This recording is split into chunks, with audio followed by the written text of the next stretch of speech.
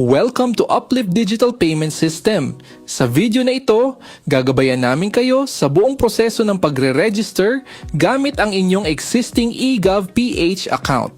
Pagkatapos ng registration, makakapili kayo ng inyong Financial Service Provider o FSP kung saan maaaring ipadala ang inyong mga susunod na cash assistance.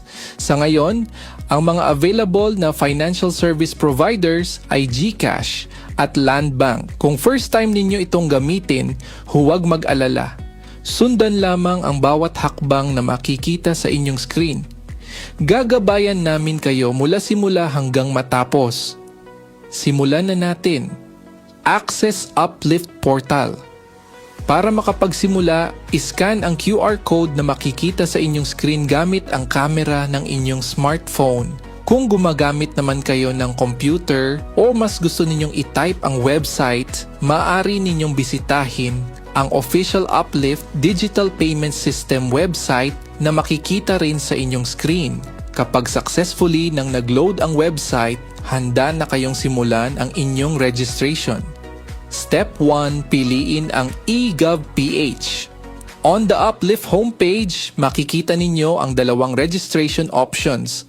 Para sa gabay na ito, piliin ang Continue with eGov.ph. I-tap or i-click ang button para magpatuloy. Pagkatapos nito, dadalhin kayo sa Secure eGov.ph sign-in page. Step 2, mag-sign in sa inyong eGov.ph account. Ilagay ang mobile number o email address na nakaregister sa inyong eGov.ph account. Pagkatapos, ilagay ang inyong password. Bago magpatuloy, siguraduhing tama ang lahat ng impormasyong inyong inilagay. Kapag okay na ang lahat, pindutin ang sign in. Kung nakalimutan ninyo ang inyong password, piliin lamang ang forgot password at sundin ang instructions ng eGov.ph bago ipagpatuloy ang inyong registration. Step 3 ay verify ang inyong account. Para sa seguridad ng inyong account, hihilingin ng eGov.ph na i-verify ang inyong pagkakakilanlan. Makakatanggap kayo ng one-time password o OTP sa inyong registered mobile number or email address. Ilagay ang OTP na inyong natanggap. Kapag tama ang OTP na inyong inilagay, automatic na mabe-verify ang inyong account. Pagkatapos nito, return to Uplift Digital Payment System para ipagpatuloy ang registration. Step 4, i-review ang inyong personal information. Ipapakita ngayon ng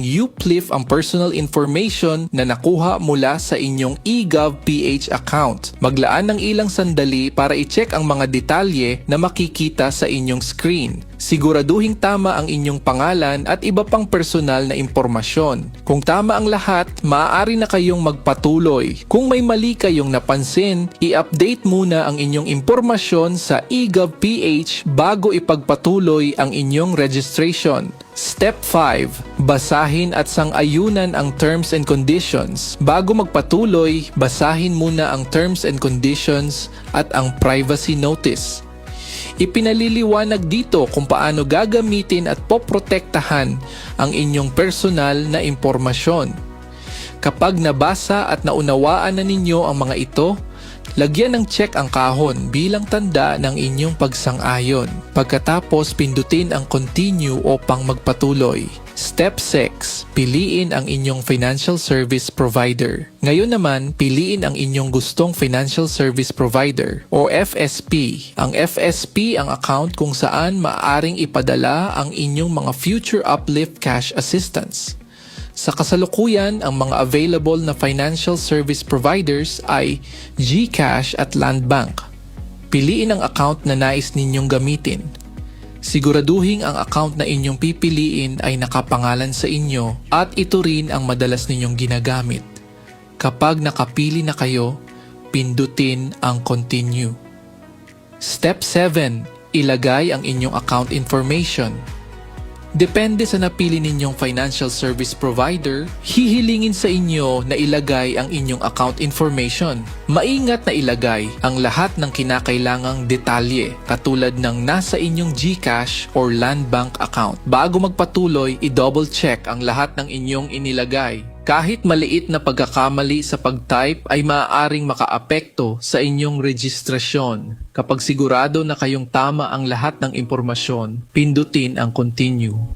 Step 8 ay review ang inyong registration. Ipapakita ngayon ng UPLIF ang buod ng inyong registration.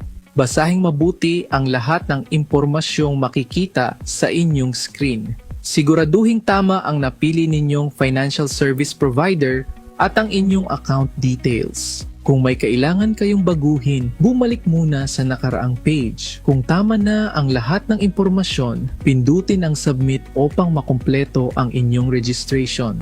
Step 9. Matagumpay ang inyong registration. Binabati namin kayo. You successfully completed the Uplift registration gamit ang inyong eGovPH account. It is now registered in UPLIF Digital Payment System, ang inyong napiling financial service provider. Panatilihing active ang inyong registered mobile number at ang inyong napiling account upang patuloy kayong makatanggap ng mga update at iba pang mahalagang abiso about your Uplift registration. Sa DSWD, bawat buhay ay mahalaga. Maraming salamat!